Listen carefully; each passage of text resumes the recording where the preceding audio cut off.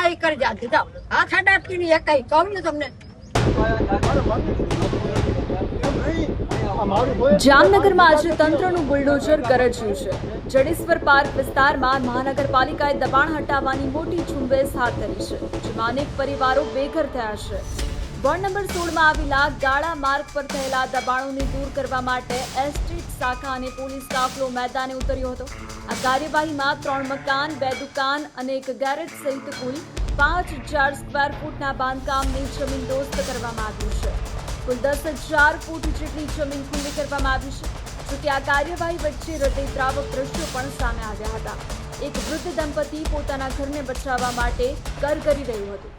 અમે પૈસા દઈને પ્લોટ લીધો છે અને હવે નાના બાળકોને લઈને ક્યાં જઈશું? આ સવાલ સાથે વૃદ્ધાની આંખોમાં વહેતા આંસુએ સૌને હચમચાવી દીધા હતા। એ ધમકી દે અમને ખાલી કરી નાખો એને અમે પૈસા દઈને અમે પ્લોટ લીધો એને રૂબરૂ થાય હાજર કરો હું મોઢા મોઢ કરાવી દઉં। એક દીકરો તો ઓફ થઈ ગયો એના નાના નાના 2 છોકરા છે હવે અમે શું કરી અમે બે ગઈઠા છે મજૂરી કોણ જાય કયો જાય।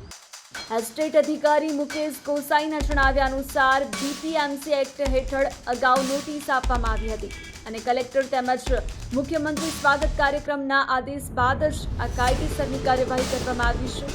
જામનગર મહાનગરપાલિકા દ્વારા વોર્ડ નંબર 16 જડેશ્વર પાર્ક વિસ્તારના જે ગાડા માર્ગનું દબાણનો મામલો હતો એમાં ડ્યુ પ્રોસેસ ઓફ લોના ભાગરૂપે બીપીએમસી એક્ટ 1949ની કલમ 478(1) અને 2ની નોટિસો અગાઉ પાઠવી તેમજ માનનીય મુખ્યમંત્રી શ્રી સ્વાગત કાર્યક્રમની ફરિયાદ અને માનનીય કલેક્ટર સાહેબના જે તાલુકા સ્વાગત કાર્યક્રમમાં થયેલ આદેશ મુજબ જામનગર મહાનગરપાલિકા અને પોલીસ વિભાગ દ્વારા આ દબાણો જે છે તે દૂર કરવાની કાર્યવાહી હાથ ધરવામાં આવેલ છે, જેમાં 3 રેસિડેન્સ મકાનો, 2 દુકાનો તેમજ એક ગેરેજ પ્રકારનું અને એક કમ્પાઉન્ડ વોલ પ્રકારનું જે બાંધકામ હતું તે બાંધકામ દૂર કરવાની કાર્યવાહી આજરોજ હાથ ધરવામાં આવેલ છે।